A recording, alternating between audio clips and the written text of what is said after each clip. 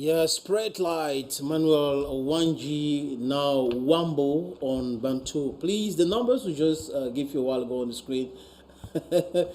Don't you send him late night messages because he might create problems.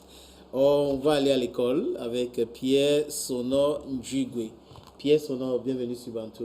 Merci. Je pense que je vais te donner un micro. Oui. Oui. Merci. Bonsoir aux téléspectateurs et aux présentateurs de l'émission. Lui, il s'appelle Stanislas. Stanislas, bonsoir. Ça, c'est Fenjou Panchi. Panchi. C'est un peu compliqué. Bon, je préfère Gaël, c'est plus facile. Bienvenue sur le plateau. Et merci Gaël. C'est qui Pierre Sonor Njigwe en quelques mots? Pierre Sonor Diogé, c'est vrai que c'est peut-être compliqué à prononcer. Je suis avant tout un enseignant. Je suis enseignant de lettres, de français à Douala. Et depuis quelque temps, je m'intéresse aux questions littéraires. Et donc, mais je suis avant tout un passionné de l'éducation parce qu'au-delà de la casquette d'enseignant, je suis promoteur de quelques projets éducatifs, notamment à la fois pédagogique, qui s'est tenu il y a 1 an, et puis beaucoup d'autres associations qui travaillent pour la promotion d'une éducation de qualité. Donc, depuis 2020, j'ai donc commis cette œuvre que vous avez en main. Donc, une vie, un destin. C'est ça. Voilà, moi je voudrais savoir combien de titres avez-vous jusqu'ici à votre actif et quelles sont vos sources d'inspiration? Merci pour la question, c'est Gaël. Merci Gaël. Pour le moment, j'ai 2 titres à mon actif. Une vie, un destin, qui est le premier roman, et le deuxième, Les Civilisés. Okay. Les Civilisés. Et donc, nos sources d'inspiration, c'est le quotidien. C'est d'abord nous-mêmes, notre vécu personnel qui nous inspire des choses. C'est ce que nous voyons, nous observons autour de nous. C'est l'observation critique de la société parce que, par moments, on vit des situations, on ne se pose pas de questions, pourquoi telle ou telle chose? Et donc, c'est à force de se questionner, pourquoi on arrive à telle situation au lieu de telle autre situation, qu'on réussit à trouver un peu d'inspiration et on pense que en produisant des textes relatifs aux situations qui sont quotidiennes à nous, ça peut impacter d'une certaine façon le vécu des populations et peut-être transformer les mentalités pour que nous ayons une société un peu plus développée. Ok, voilà. Pierre Sonor, dites-nous, parlez-nous un peu de votre première œuvre, Une vie, un destin. À qui il est destiné ce livre? Merci. L'œuvre Une vie, un destin est destiné à tout le monde, mais prioritairement aux jeunes. Vous savez, aujourd'hui, nous tous ici sur le plateau déjà, chacun a déjà eu à programmer, à avoir des projets qui n'ont pas abouti. Ouais. Ça veut dire qu'on propose et ça ne marche pas comme on a prévu. On dit souvent, l'homme propose, Dieu dispose. Donc, une vie, un destin. Le destin tel que nous l'abordons n'est pas une fatalité. Parce que, d'un autre point de vue, comme les Alphonse Duvigné, ils abordent le destin comme une question de fatalité où on doit souffrir et mourir, n'est-ce pas?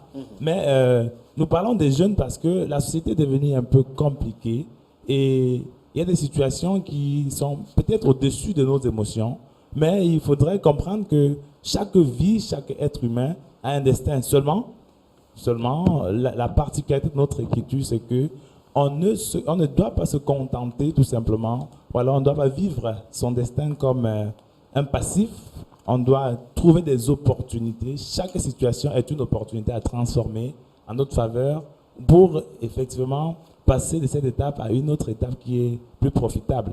Donc, on s'adresse d'abord aux jeunes et ensuite à tout le monde parce qu'on aborde des questions d'éducation, des questions de pauvreté et des questions de tradition parce que nous sommes en Afrique.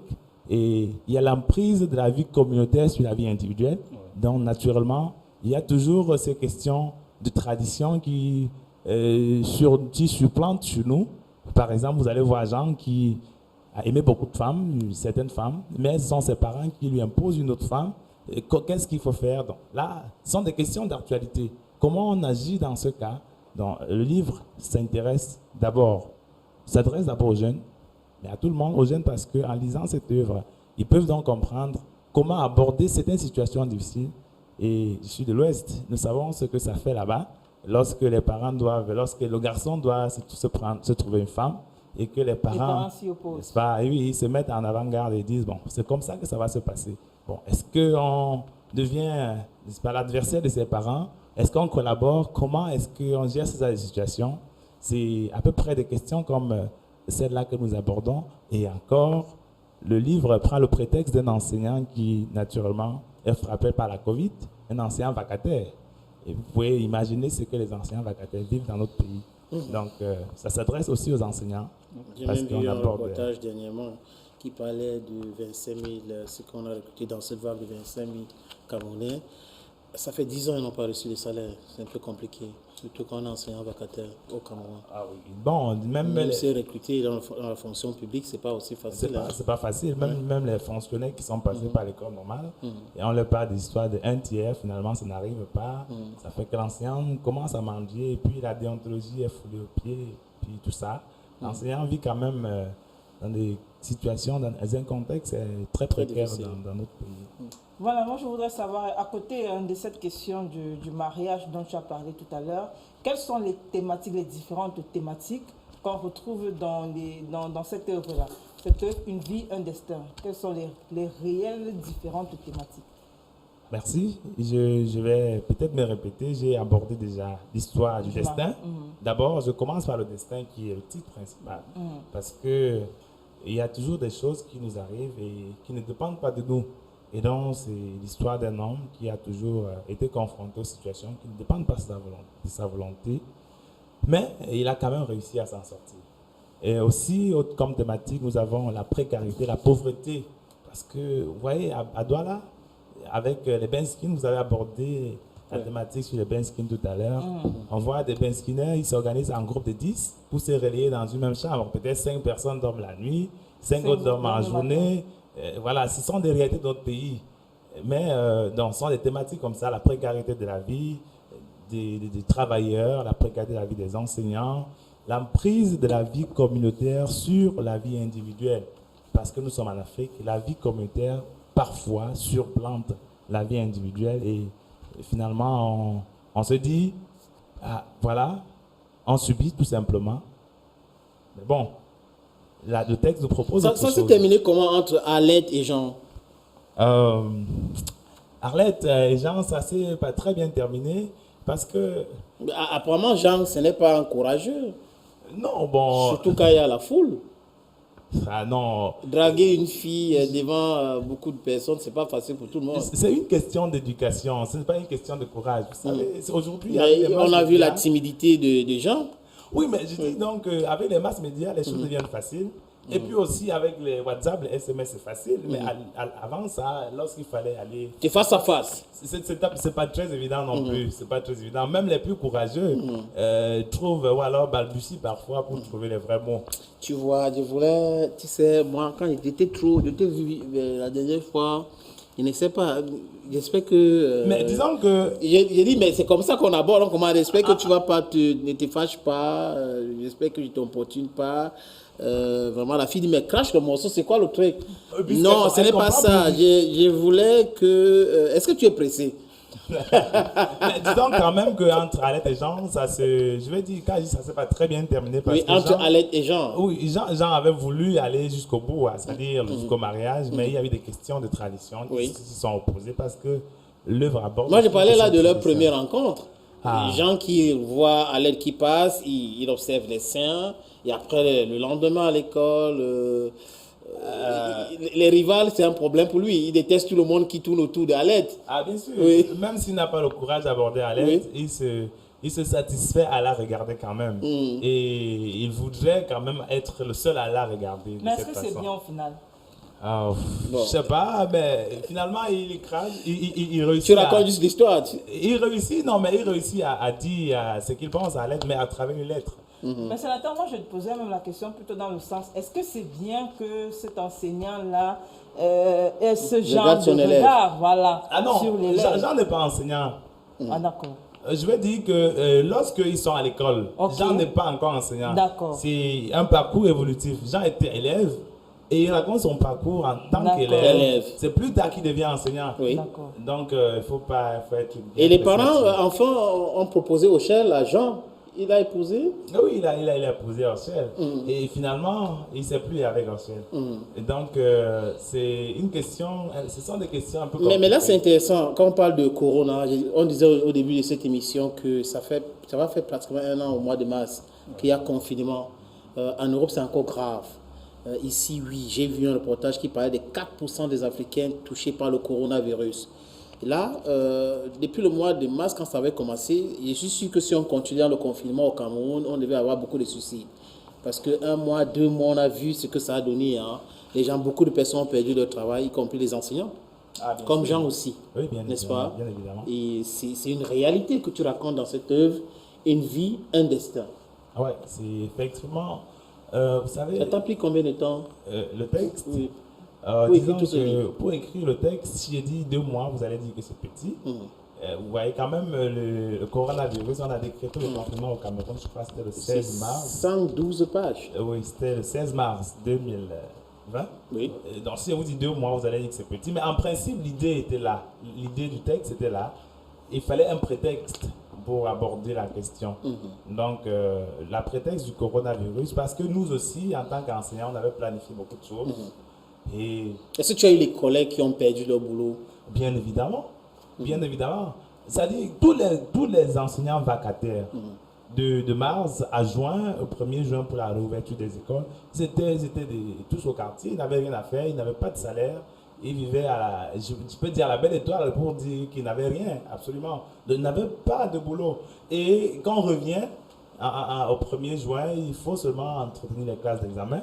Vous imaginez donc combien d'enseignants ont perdu le travail de mars jusqu'en octobre pour la reprise des classes. Je ne sais pas combien de mois ça fait, je ne suis pas mathématicien, mais ça fait beaucoup de mois sans salaire, ça fait beaucoup de mois de chômage. Et puis, l'impact est énorme. C'est énorme. À peu près 8 mois. Ah oui, 8 mois sans Où est-ce qu'on peut trouver ce livre? Ah oui, le livre, il est disponible à Douala et à Yaoundé. À Douala, vous avez la librairie Sophia, c'est à quoi? Ou à Messa Presse aussi, en phase touristique, vous avez le livre, ou alors chez moi-même. Si vous permettez, je peux passer mon contact. Oui. Alors, chez moi aussi, vous pouvez avoir le livre en appelant juste au 691 00 06 09.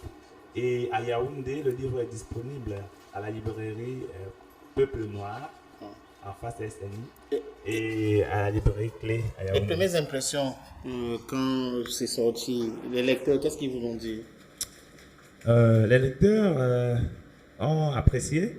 Je peux dire que les lecteurs ont apprécié parce que sur la page Facebook? Non, pas Facebook, sur la page de l'éditeur. La page YouScribe, où on peut faire des lectures en ligne. Nous sommes en tête de lecture en 6 mois, avec environ plus de 430 lectures en 6 mois. Et je peux penser, à partir de cette statistique, que le livre intéresse les lecteurs. Ok, ben ça t'arrive aussi de danser son nom? Très rarement. C'est pourquoi? Parce que tu écoutes la musique? Je l'aime beaucoup. Mais comme je ne suis pas un très grand danseur, je danse rarement. Mais aussi, quand même, ça m'arrive d'avoir des envies. Des envies? Oui, mais là, il faut dire qu'on a commencé au Cameroun avec Mani Bella qui chantait J'attrape. On va aller du côté du Congo, à Sukawapi. C'est le groupe Extra Musica Nouvelle Horizon. Le Congo, Brazzaville, tu connais, n'est-ce pas?